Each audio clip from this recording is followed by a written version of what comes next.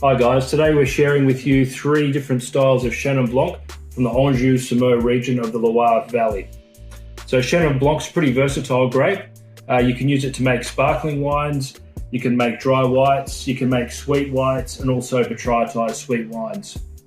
One of the features about Chenin Blanc is it has really good acidity. It retains this acidity when it's flavour ripe, so this is great if you want to make sparkling wines. But it also has really thin skins, so it's susceptible to botrytis infection, so that's perfect if you want to make botrytized sweet wines. An interesting fact about Chenin Blanc is it's related to Sauvignon Blanc. They share the same parent grape variety, and this is Sauvignon from the Jura. Okay, the first one that we're going to try is a sparkling wine. It's from Domaine Huet, and it's a 2014 Vouvray Pétillant. So I'll just pour a little bit in here. So Vouvray is located just outside the city of Tours, so it's just across the river and upstream a little bit from the city, and it features chalk soils with some clay over the top. So with this sparkling wine, it's not quite a pet nat, it's not quite a traditional method, it's somewhere in between. So what they've done, they've run through the primary fermentation, and at the end of that fermentation, they leave a little bit of residual sugar in there, and that's enough to drive the secondary fermentation in bottle. So we'll have a bit of a taste.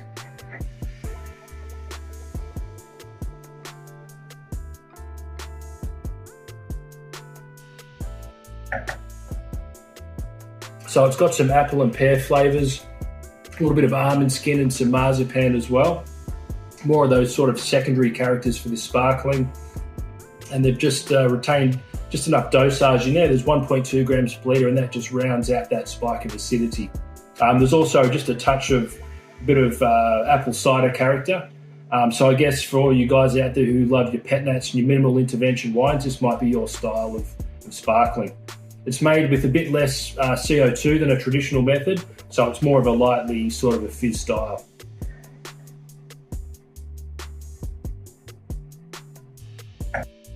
All right, guys, the second one we have here is the Thibaut Bourguignon 2019 Anjou Blanc.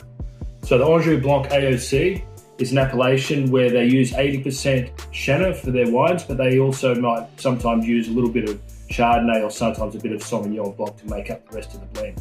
This one here happens to be 100% Chenin Blanc. Let's pour some out here. So the styles for the Anjou Blanc, they can be dry, they can be sweet, they can be light-bodied, full-bodied, and they can be age-worthy or early drinking, with the range of sweetness. We have 100% Chenin grown on schist soil. So it was hand-picked, whole bunch pressed with no settling, the wild ferment on full solids in stainless steel for about 2 to 3 weeks. After fermentation, it was aged on its lees for about 15 to 18 months in 30% brand new French oak barrels. All right, so we're going to have a bit of a taste.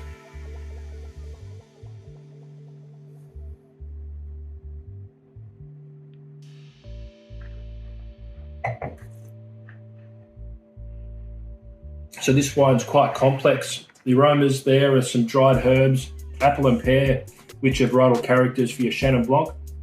Has really nice line of acidity, but also with that acidity, there's some oak-derived characters in there. There's a little bit of cinnamon and some vanilla, and there's also a bit of wild ferment complexity going on there as well. An excellent length.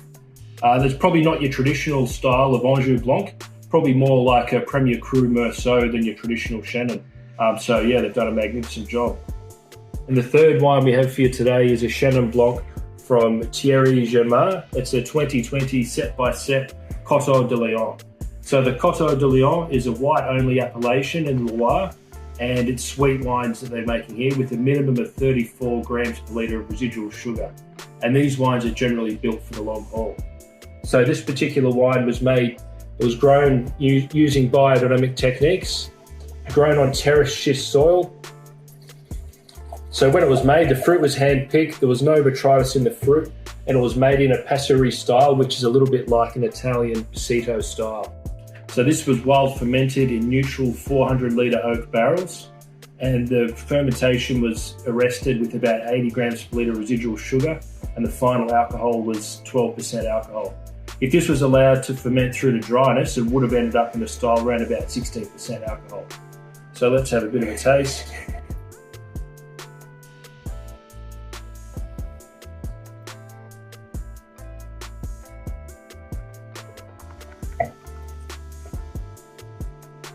So in this style here, we have some marmalade, some apricot, some candied orange peel, some really nice floral notes in there as well.